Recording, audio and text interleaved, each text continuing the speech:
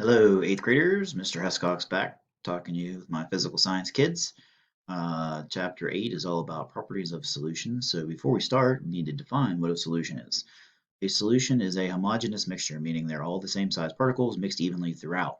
It does not have to be a liquid, which most people put down that there were liquids and things, but it doesn't have to be a liquid. There are many different types of solutions. And your homework is 8-1, so let's go ahead and get started.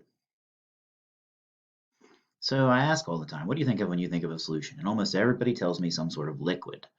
Yes, solutions can be liquids, but they don't have to be. A solution is a type of homogeneous mixture that is the same throughout, meaning it's even. If I mix sugar and water in this cup, the sugar at the bottom needs to be the same as the sugar at the top. They should have the same properties. You go to the beach, you get ocean water in your mouth, you can taste the salt. That salt is evenly spread out throughout the ocean. There are two main parts of a solution. They are the solute, which is the substance being dissolved, and the solvent, which is the substance doing the dissolving. Now pay close attention here because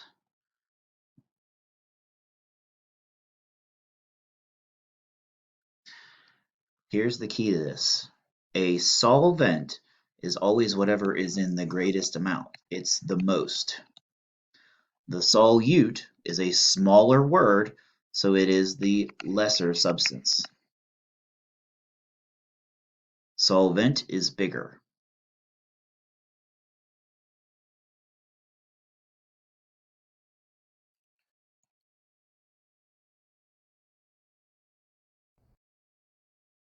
So these two words, solute and solvent, are often confused on your vocabulary quiz.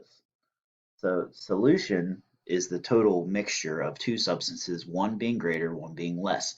The greater has more letters, like solvent has more letters than solute. So that's the greater one, solute is the lesser one.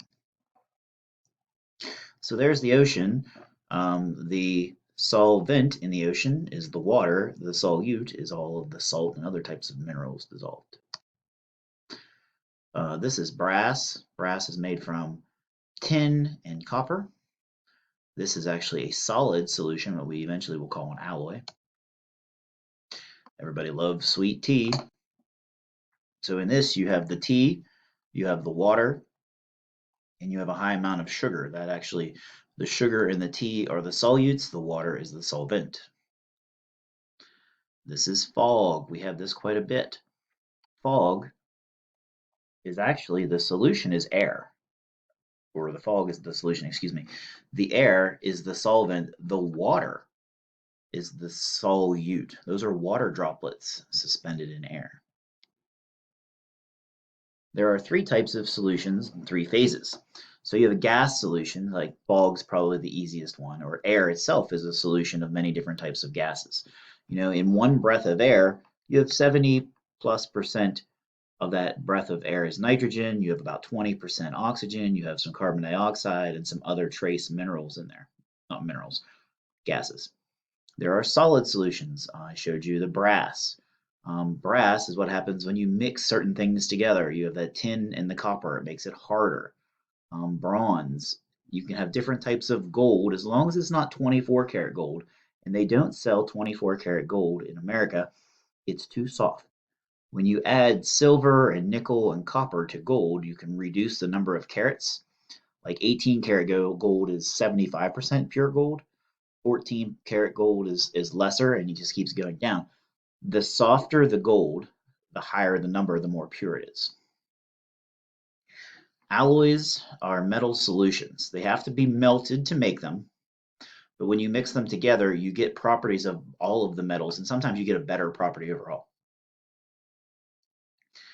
You have to have them in a molten form for the solution to happen. And then the one that you guys are most familiar with, we have liquid solutions. So in a liquid solution, it can be one liquid into another, it can be a solid into the liquid, or in some cases, it can be a gas into the liquid. Perfect example, any type of soda pop you like. When you open the soda, you take the pressure off, you can actually see the gas bubbles coming out of solution in your soda. A suspension is not a solution. The best way to think about a suspension, especially this time of year, I love to fish. When the water is really, really muddy, that is a suspension of water, mud, and silt. If you allow the water to slow down, the mud and the silt will fall to the bottom of the stream. So a suspension can actually settle out. Here they make a type of salad dressing out of oil and water. It's a suspension. Toothpaste is a suspension. Milk is a suspension. They actually homogenize our milk to make it a suspension. It's often called a colloid too. They run it through tiny little filters to make all the particles the same size. Here's a penny. A penny is not a suspension. A penny is an alloy. They're made out of aluminum and copper now. This is muddy water. That is definitely a suspension. This is a gold necklace, so this would be an alloy or a solution. Here's some Kool-Aid, definitely a solution. Solutes and solvents must interact. Now, sometimes things just don't want to dissolve.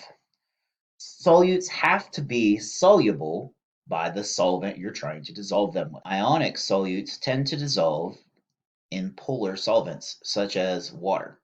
So that's your salts and different things like that. Now, covalent are often your non-polar substances like oils and things like that.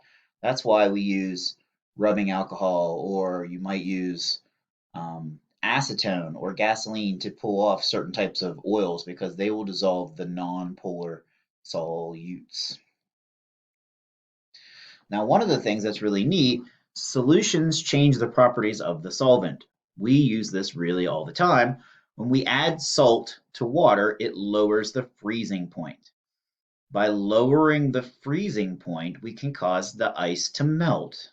Now, this only works for a short period of time, up until about around 10 degrees or so. But one of the really fun things about using salt and ice is as the salt mixes and makes a solution with the ice, it melts the ice. And when the ice melts, it absorbs energy. And we used to use this all the time when I was a kid to make homemade ice cream. At the same time, if you add salt to water, it will boil at a higher temperature. Many times we add salt to the water before we make spaghetti. By doing that, you're causing the water to boil at a higher temperature. So one, you'll give the spaghetti a little bit of the flavor of the salt, and two, you'll also get that higher.